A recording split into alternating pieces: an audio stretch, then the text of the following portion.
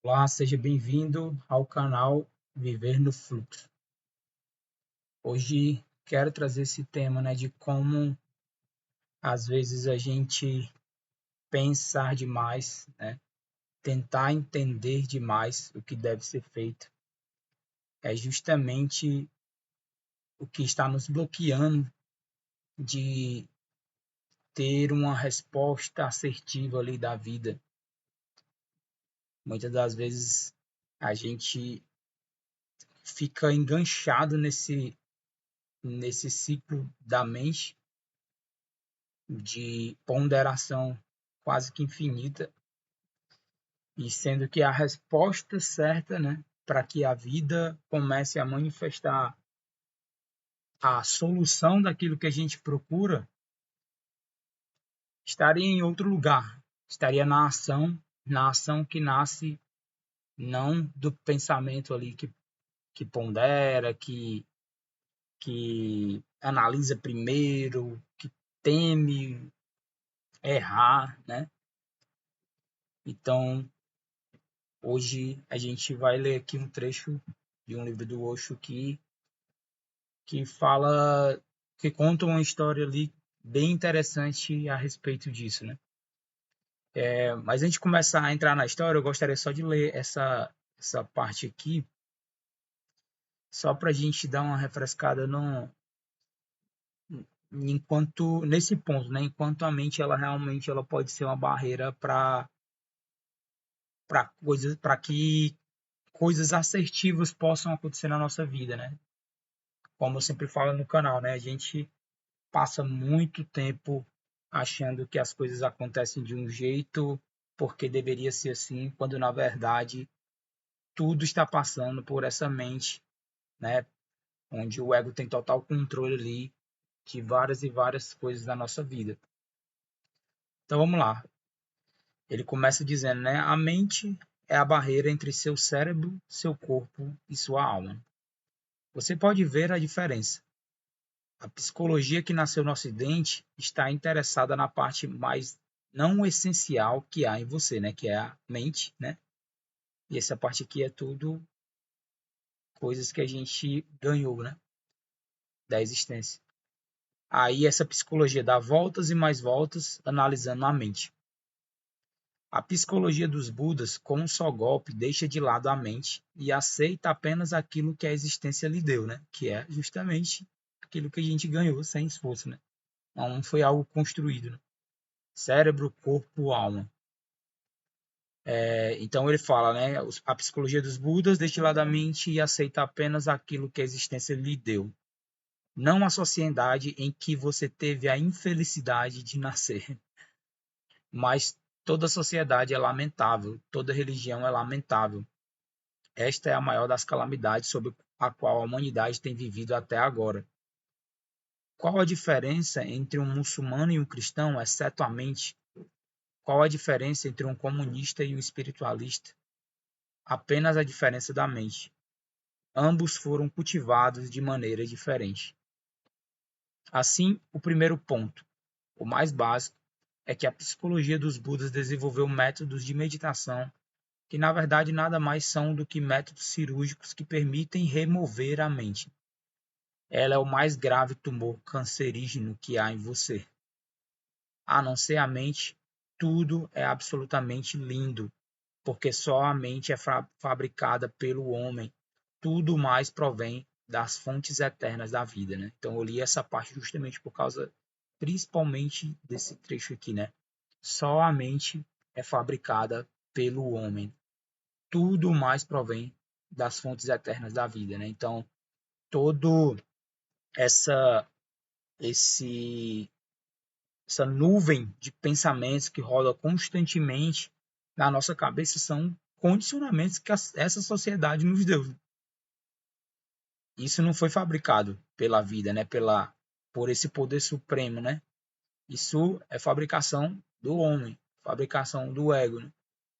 E aí tudo mais provém dessa fonte eterna, né? Dessa fonte suprema da vida, né? Então é aí que começa o ponto, né? De que muitas e muitas das vezes nossas decisões elas não são assertivas porque a gente está querendo partir somente dessa coisa aqui que foi totalmente fabricada pelo homem. Então você vai ser completamente mudando. E aí, quando você vive assim, realmente você tem que agir como todo mundo age, né? Para conseguir ter êxito naquilo que você quer. Então, nessa sociedade, as pessoas conseguem se destacar com trapaças, né? Com ganância, com violência, então com disputa, né? Competição pura. Então, essa é a maneira da mente viver e ser assertiva ali nas situações da vida, né? Se você vive assim, a única alternativa é essa, né? Mas existe uma outra alternativa, né? Que é largar essa mente fabricada, né? Começar a ter coragem de ir por outro caminho, né? Não o caminho da mente. Um caminho onde o divino, onde esse poder supremo, ele revela caminhos completamente diferentes desses, né? Mas para isso é necessário coragem para largar o pensamento, a compulsão de pensar, de ponderar, de analisar, né? E mergulhar no desconhecido. E mergulhar, às vezes, na ação cega. A ação completamente cega. Você não sabe para onde está indo. Simplesmente você se joga. E, às vezes, isso é realmente a decisão correta. E, a partir daquilo ali, a vida começa a guiar você. Mas não antes disso. Não nesse medo de agir. Primeiramente se jogando, depois você se joga, o caminho começa a ser mostrado e isso acontece várias e várias vezes, né? E aí, para ilustrar isso, eu quero pular aqui para a história que ele traz, né? Uma manhã, Chuan Tzu sentou-se na cama, né? Chuan Tzu, um mestre, acho que é um mestre chinês, né? O que era muito estranho, né? Ele ter sentado na cama, porque ele costumava acordar e imediatamente sair da cama. Aí ele lança uma pergunta, né? Por que ele está sentado e com um ar tão triste? Ele não era um homem de tristezas. Na verdade, não encontrei outra pessoa em toda a literatura do mundo que tenha escrito histórias tão bonitas e tão absurdas. Elas não fazem o menor sentido, mas são lindas. Ele estava novamente criando a situação. Tudo isso aqui era apenas uma situação que ele estava falando, que ele estava criando para trazer algo ali de insight para o discípulo, né? Os discípulos estavam preocupados. Vieram e perguntaram: o que está acontecendo? Chuan Tzu disse: estou em um grande dilema. Na noite passada eu dormi e sabia perfeitamente bem que eu era Chuan Tzu. Mas durante a noite tive um sonho no qual eu tinha me tornado uma borboleta. Os discípulos riram. Ele disse: calem a boca, este não é um assunto sobre o qual rir. Toda a minha vida está correndo perigo.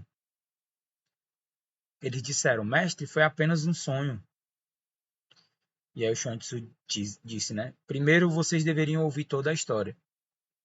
Então, pela manhã eu acordei e me veio a ideia de que se Chuan Tzu podia se tornar uma borboleta no sonho, qual a garantia de que uma borboleta não pode se tornar Chuan Tzu num sonho?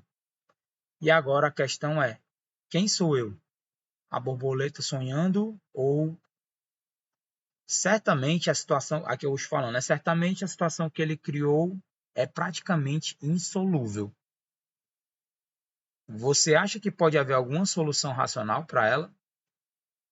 Ele criou ali algo realmente para confundir ali a mente dos discípulos, né? E era realmente uma situação criada para isso, para trazer um insight diferente, né? A pergunta dele é pertinente. Se Chuan Tzu pode se tornar uma borboleta em um sonho, talvez a borboleta tenha ido dormir e tenha se tornado Chuan Tzu. O problema é que Chuan Tzu está perdendo a própria identidade. Ele disse aos discípulos: meditem e encontrem uma solução. A menos que encontre uma solução, vou ficar sentado na minha cama sem comer, porque esta é uma questão de vida ou morte, né? Olha o que ele fala para eles, né? Meditem e encontrem uma solução. E aí, antes de eu falar o que aconteceu aqui no restante, né? Só para lembrar que justamente esse texto, eu trouxe ele justamente por causa disso. A gente está buscando, às vezes, uma solução para situações na nossa vida, né? E que são situações parecidas com essa, que, tipo, racionalmente, talvez você não vê saída nenhuma para ela, né? E foi isso que Chuan Tzu jogou ali para o discípulo, algo que praticamente era insolúvel mentalmente, né? Racionalmente. Eles saíram e discutiram. Isso é totalmente absurdo. Nós também sonhamos, mas a ideia é tal que não há saída para ela. Então veio Li Tzu, né? O principal discípulo de Chuan Tzu. E todos perguntaram-lhe o que fazer. Ele disse: não se preocupem. E ao invés de ir até Chuan Tzu, ele foi para o poço. Eles disseram: onde você está indo? Ele disse: espere um pouco, eu conheço meu mestre. E puxou um balde de água do poço. Era uma fria manhã de inverno e ele trouxe o balde cheio d'água, despejando-a sobre Chuan Tzu. Chuan Tzu riu e disse: se você não tivesse vindo, minha vida estaria em perigo. Você me salvou. Li Tzu disse: saia já da cama ou trarei um outro balde de água. Tudo o que você precisa é ser tirado de seu sonho. Você ainda está sonhando. Ele disse: não, já estou saindo. Então, deixa eu só terminar essa parte, né? Os mestres não podem criar uma ciência, porque a ciência só pode ser objetiva. No máximo, você pode chamar isso de arte, porque a arte tem mais flexibilidade, diferentes abordagens. Ó. Na diante da vida, a gente precisa disso aqui, né? Mas a gente não é ensinado. A gente precisa de flexibilidade, diferentes abordagens, né? Mas a gente fica apenas na mente repetitiva, ponderando, analisando, temendo a ação, rodando naquele mesmo programa conhecido, né? Ora, como você chamaria a ação de Li Tzu ao trazer um balde de água? Um método científico? Apenas um claro insight. E a partir desse claro insight nasce um método arbitrário, ardiloso, mas inteligente.